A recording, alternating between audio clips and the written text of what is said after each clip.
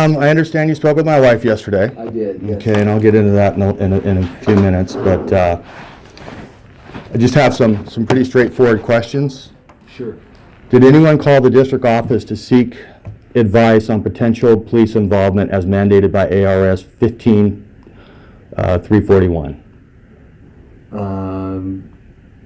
I have called the police department. I can find no record of call for service to the school on that date.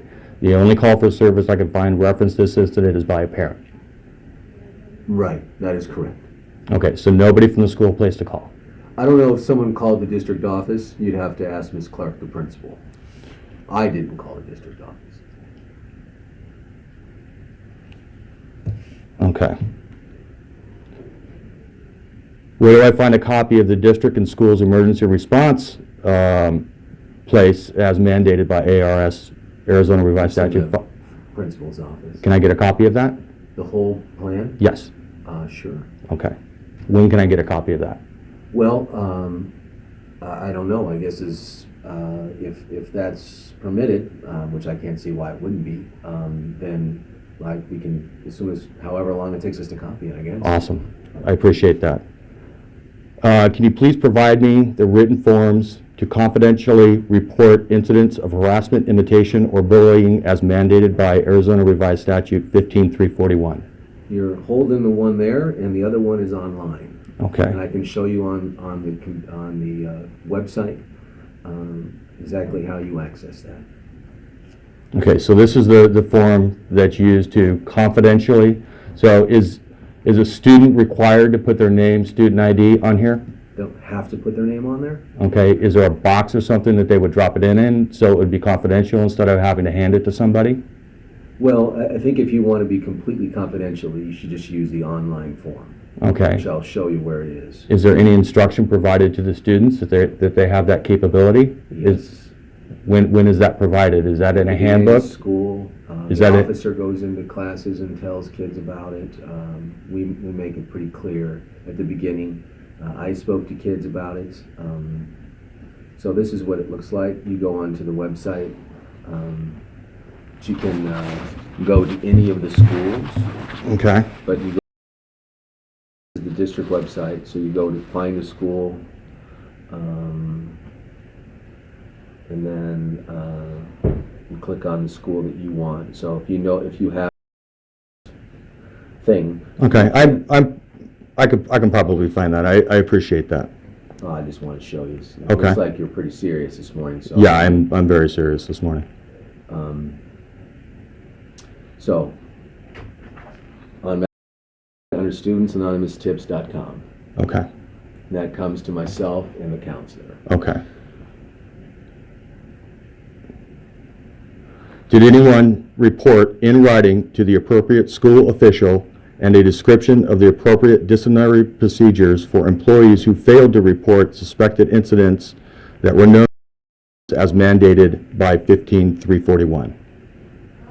Well, I haven't had a chance to talk to this yet. Okay, Allegedly, which wasn't brought to my attention until I spoke to your wife. No one came forward and told me that said anything or did anything, so I wasn't aware of that. So when your wife told me, I went to talk to Miss. I plan a meeting with Miss today during this prep hour. Will you be submitting in writing to the appropriate school official a description of what happened as mandated by ARS 15341? Once I speak to Miss, if I feel like he acted in contravening of the policies of the district, then we will follow the policy as it's written. Why was my son, as an alleged victim in this incident, not given a written copy of the rights, protections, and support services available to him as mandated by ARS 15341? It's the bullying rights. Well, he would have gotten that. He has not received it. I have not received it. Nobody's received it as reference to this incident. Right, but he never came forward and reported it.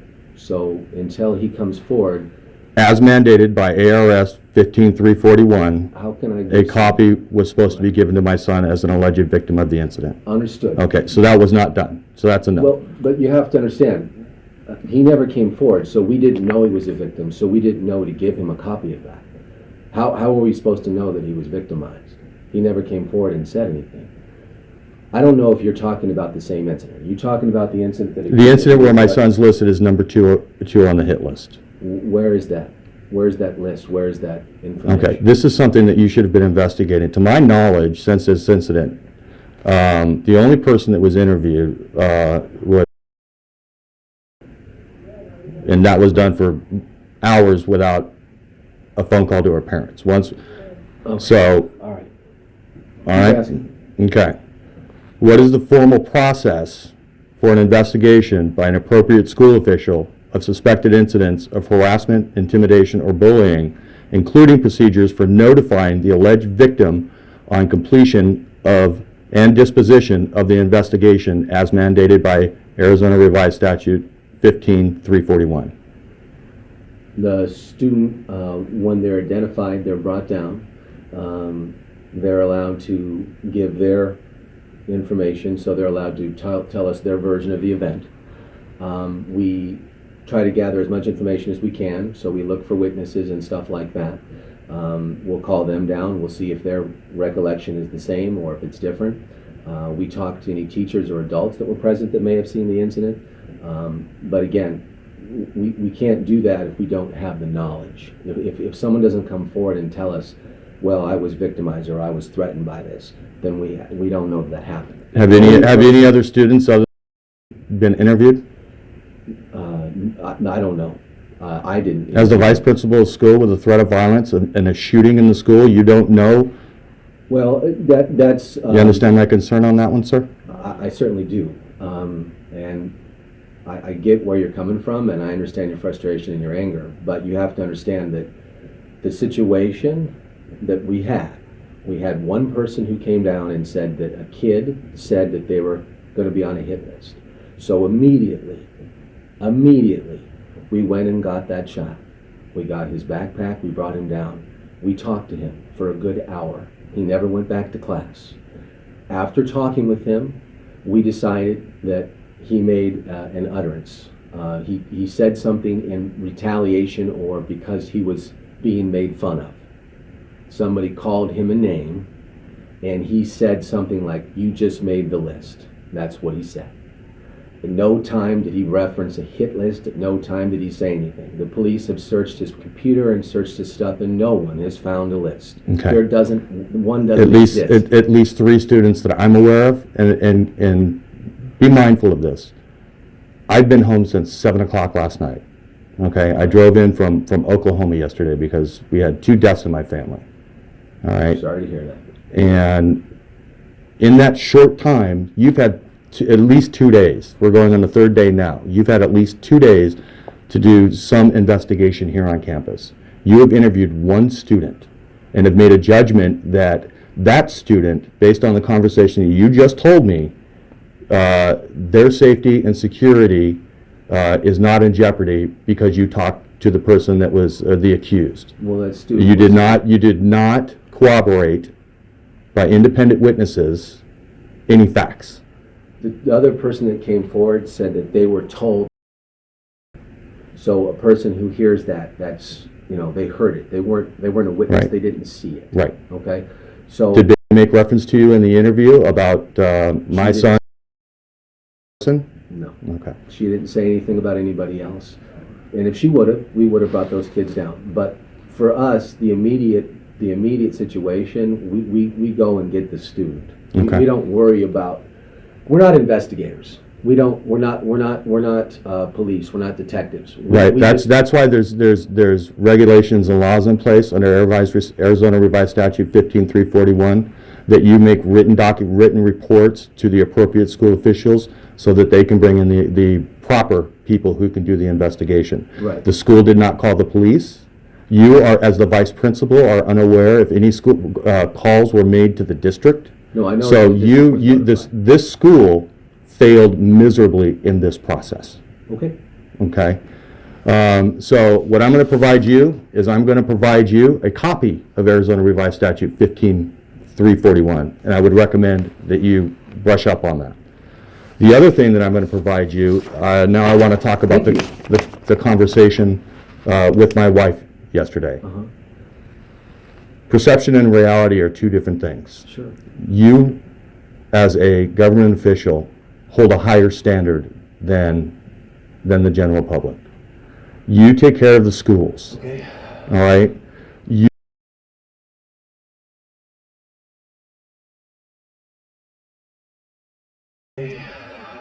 under the most extreme pressures of, pardon my French, of an asshole parent whose son was just threatened to be killed, right, have the duty and responsibility to be the utmost professional, especially given the day and times that we live in and the recent national tragedy that we've had and the 18 school shootings that we've had over this year alone, and the 3 children that have been arrested in Arizona for making threats of violence against other students, right? This should be a top priority for the school. And when my wife starts asking questions, and you get what she perceived to be hostile because she questions your integrity, and the reason that she questions your integrity is because you told her you couldn't find the phone number. Well, A, she left a message for the school with her phone number, and B, I'd also like to provide you a copy of Tara's contact card that has both of our contact numbers. So, of course, based on that statement alone, she is going to question your integrity.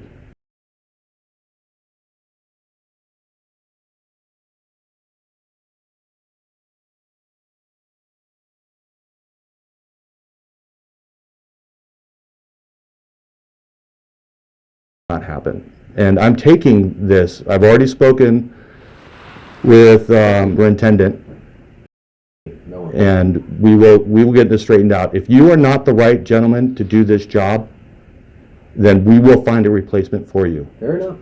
Okay? Fair enough. Thank you. That's all I have to say, sir. I appreciate your time. I appreciate your professionalism with me today. Okay. Mr. Can I just say some things first? Certainly.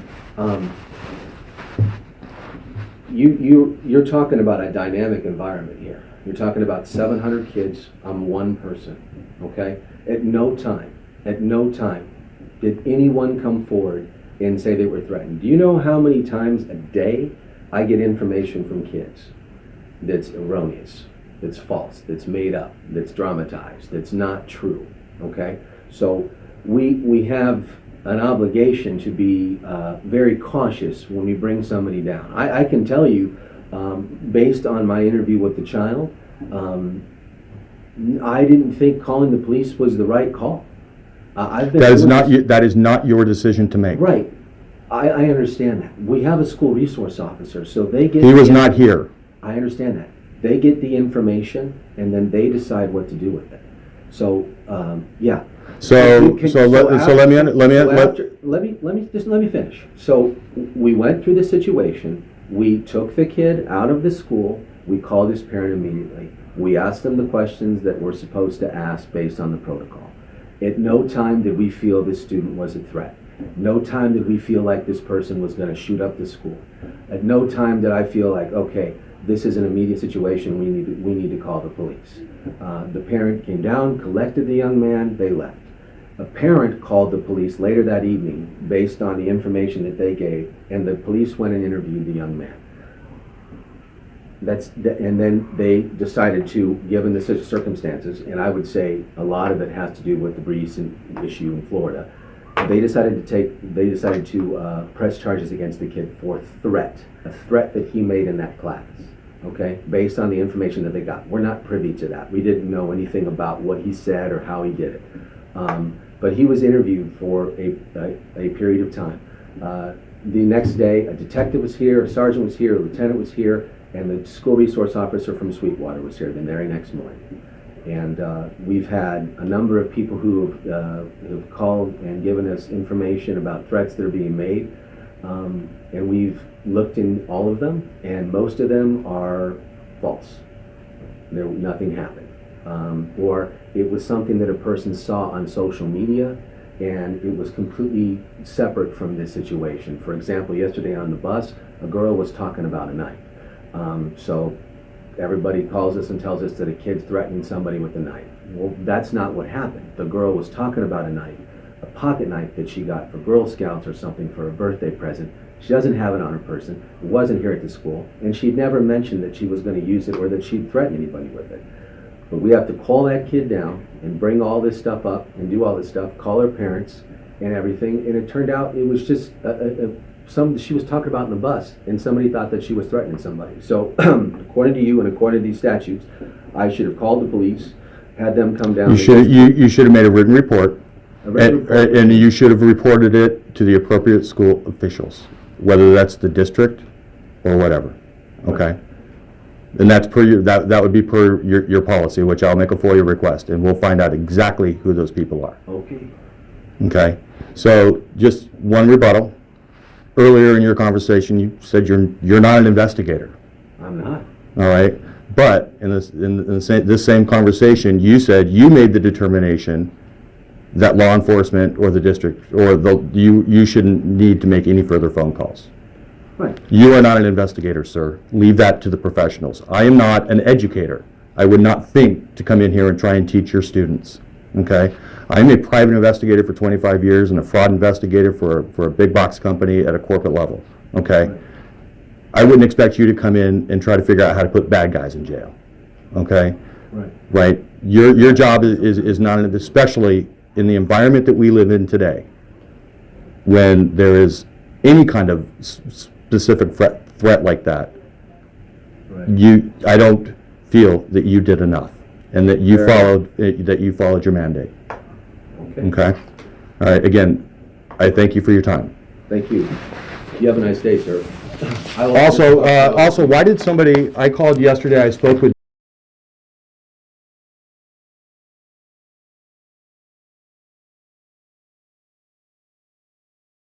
somebody, and 2 times we specifically said no contact from the school, reference this information or reference this investigation. My son is more than happy to cooperate, all right, but he is not to cooperate without a parent or guardian present. Why did somebody call his phone from the school yesterday? And they dial the numbers that are available. I don't know.